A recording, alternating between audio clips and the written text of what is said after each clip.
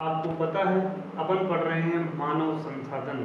मानव संसाधन का अर्थ पहले ही पढ़ लिया है, जिसके अंदर अपन को मूल रूप से मानव अर्थात जनसंख्या के संबंधित आंकड़े और उनसे संबंधित समस्याओं के बारे में अपन को पढ़ना है। जिसमें अपन ने अभी तक पढ़ा है जनसंख्या घनत्व किसे कहते हैं, जनसंख्या घनत्व संपूर्ण पृथ्वी पर असमान रूप से पाया जाता है, उसके बारे में विश्लेषण किया। उसके बाद अपन ने पढ़ा जनसंख्या वृद्धि। जनसंख्या वृद्धि किसे कहते हैं, जनसंख्या वृद्धि के प्रकार अपन ने कंप्लीटली किए। साक्षरता ये मनुष्य का गुणात्मक पहलू है जिसके बारे में अध्ययन किया। लिंगानुपात यह एक सामाजिक है और मनुष्य का गुणात्मक पहलू भी है। और साथ ही अपन ने पढ़ लिया नगरीकरण। ये विभिन्न प्रकार की जो समस्या पढ़ा अपन ने, उनमें अनेक प्रकार की समस्याएं पढ़ी, जिसमें एक ही शब्द आता है जनसंख्या वृद्धि, कि भारत में जनसंख्या है बहुत तीव्र गति से बढ़ रही है, उससे संबंधित अपन को इसके बारे में पढ़ना है। जनसंख्या समस्याएं, अब जब जनसंख्या पृथ्वी पर अचानक तीव्र गति से बढ़ेगी, अपने परिवार में तीव्र गति से बढ़ेगी, तो अनेक प्रकार की समस्याएं अपने सामने आती है, उनके बारे में अध्ययन करना है। भारत में जनसंख्या का आधार बहुत चौड़ा अर्थात जनसंख्या बहुत ज्यादा है, उससे यहाँ पर अनेक प्रकार की समस्याएं आती हैं। नंबर 1, अधिक जनसंख्या वृद्धि होने के कारण जीवन की गुणवत्ता पर भी नकारात्मक प्रभाव पड़ता है। अर्थात जब जनसंख्या अधिक होगी तो जीवन की गुणवत्ता अर्थात साक्षरता है और जिससे विकास के जो पहलू है उनमें कमी आएगी, अर्थात अपने नकारात्मक नेगेटिविटी बनी हुई रहती है। इसी प्रकार जो मूलभूत आवश्यकताएं होती है, मूलभूत आवश्यकताएं कौन कौन सी होती है?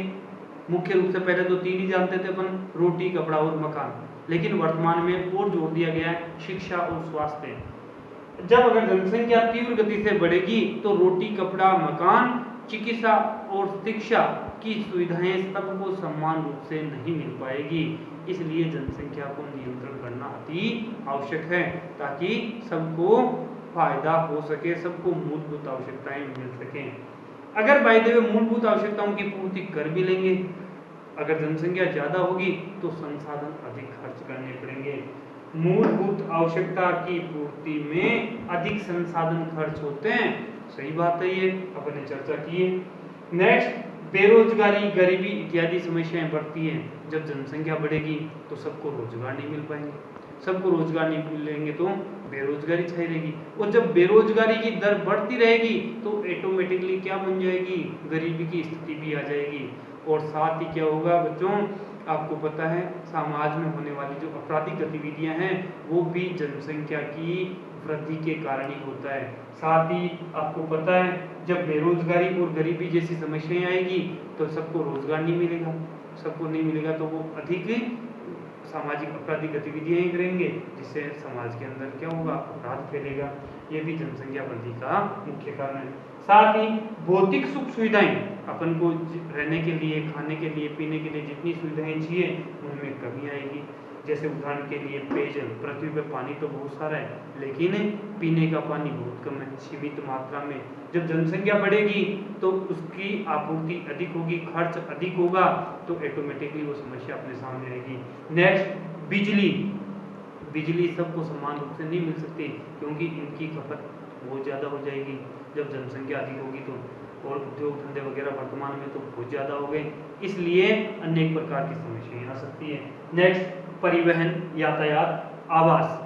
आवास की समस्या की बात करें, गाँव के अंदर अगर जनसंख्या बढ़ेगी तो खेतों के जो भूजोत है वो धीरे धीरे दिन प्रतिदिन छोटे होते जा रहे हैं। अगर नगरों की संख्या बढ़ेगी तो या तो नगरों का आकार बढ़ जाएगा, साथ ही अगर बहुमंजिला इमारतें बनेगी तो उसके अंदर भी अनेक प्रकार की समस्याएं होगी। कुल मिला के अपन देखें तो प्रदूषण की समस्या भी मुख्य कारण होता है। इसके लिए सरकार ने अलग विशेष प्रकार की जनसंख्या नीति, यह सरकार की एक महत्वपूर्ण नीति योजना थी जिसमें जनसंख्या को नियंत्रण करना था। यह कुल मिला के 45 वर्षों की योजना थी जो 2000 में बनाई गई।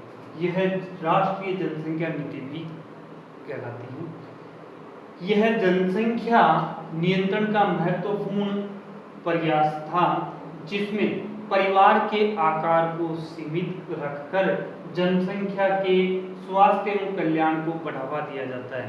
इसके अंतर्गत क्या होगा कि जनसंख्या के द्वारा परिवार का आकार बिल्कुल छोटा, अर्थात परिवार के अंदर सदस्यों की संख्या कम हो, हम दो हमारे दो जैसी योजना लागू हो।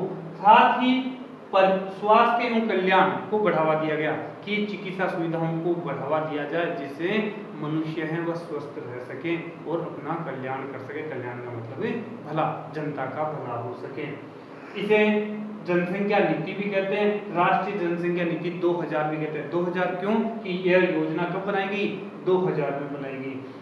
विकास कार्यक्रम को 3 भागों में बांटा गया। ये जो राष्ट्रीय जनसंख्या नीति थी, इसको कितने भागों में बांटा गया? 3 भागों में, अर्थात इसके 3 मुद्दे रखे गए। अल्पकालीन मुद्दे, मध्यकालीन मुद्दे और दीर्घकालीन मुद्दे। अल्पकालीन मुद्दे कौन से थे? जिन्हें तुरंत प्रभाव से लागू किया गया। मध्यकालीन मुद्दे कौन से थे? वे मुद्दे जिनको 2010 तक लागू करना, अर्थात उनको धीरे धीरे बढ़ाना और 2010 तक प्रभावी बनाना। तथा दीर्घकालीन मुद्दे कौन से थे? वे मुद्दे जो 2045 तक लागू हो सकें, अर्थात जिससे जनसंख्या स्थिर अवस्था पे आ सके। ये 3 मुद्दे थे। नंबर 1 वापस देखिए, जिन्हें तुरंत प्रभाव से लागू किया गया, अर्थात जैसे मान लीजिए विभिन्न प्रकार की जो योजनाएं, गर्भ निरोधक उपाय वगैरह लगाकर जनसंख्या को नियंत्रण किया जाए, परिवार के आकार को सीमित रखा जाए, छोटा किया जाए।